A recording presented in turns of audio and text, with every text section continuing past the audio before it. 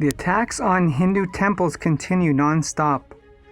Every other day or more, reports are coming.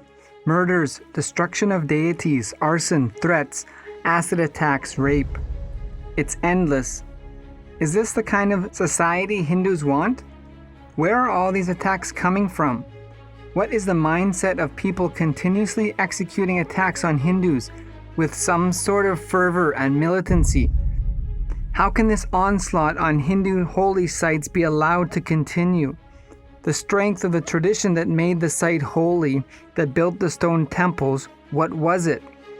It was the life breathed into the shastras, living the enlightenment revealed in the words of Paramashiva, the spiritual powers he gave, the superconscious abilities embodied by the real masters of the Vedic tradition, Siddhas, Rishis, Incarnations, avatars.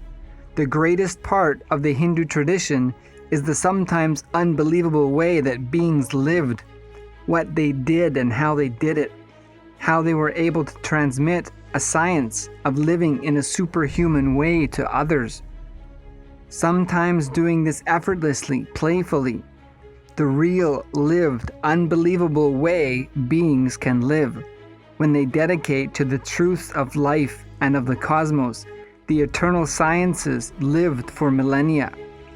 It is not just words or morals that kept Hinduism strong, in stone, for hundreds of thousands of years. It was the superpowers expressed, the ability to live beyond the body, to express and exist beyond this physical world, and yet be ultimately impactful upon it.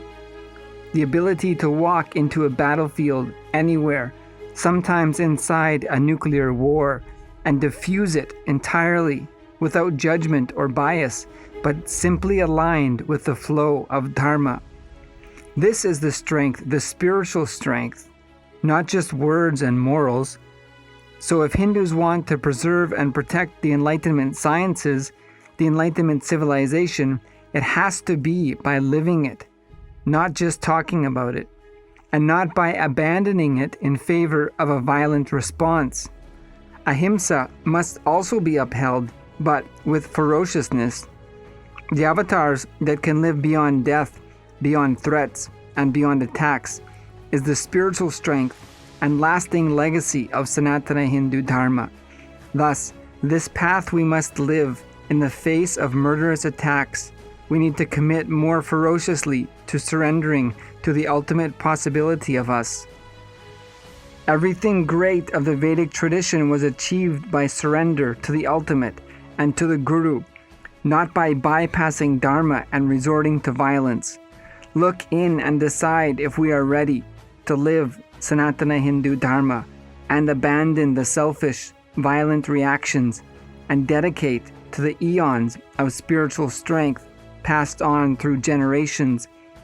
Find the spiritual source and rely on the superconsciousness itself to take care of us as spiritual warriors, finding the ultimate solution, not just a violent response.